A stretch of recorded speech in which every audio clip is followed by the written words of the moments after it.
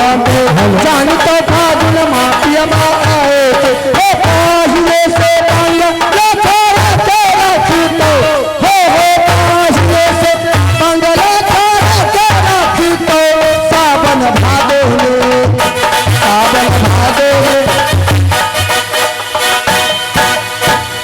Hello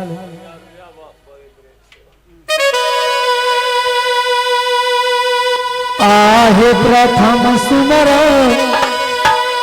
Shri Ganga में तो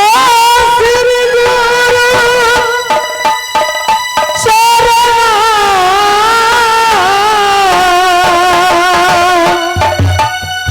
में शीश लगा शीशा लबाबो मात तेरे चरण में हे जगदम्बा माता हुआ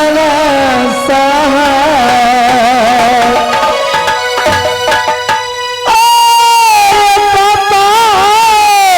न से होता सुना श्री हरिगन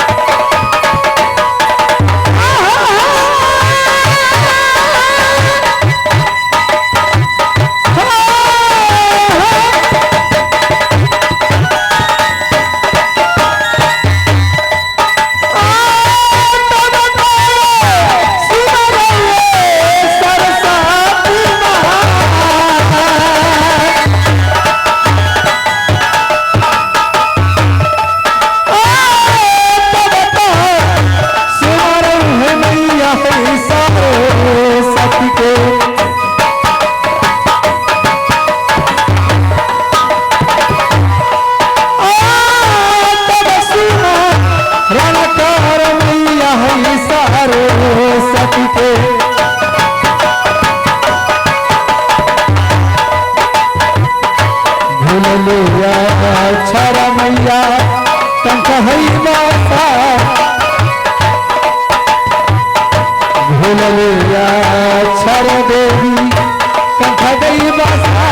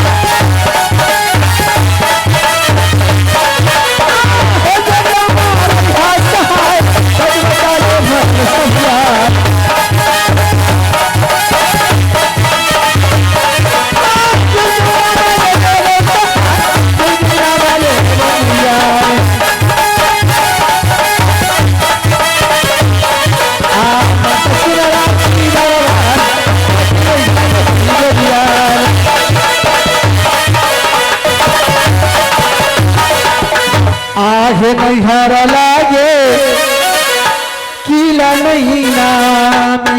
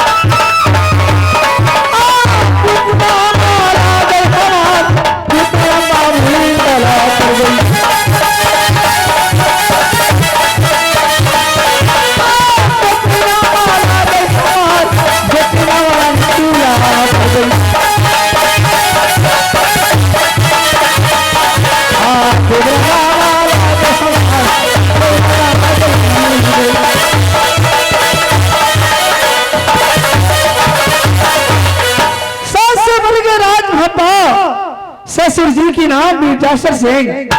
सास की नाम रानी दौला, पुत्र की नाम इंदल कुमार, बेटी परगा कंचन कुमारी, दोतरी की नाम रानी फूला, देवर जी की नाम जंगीदे सिंह। लेकिन हमारे ये नाम सर किसे ना है।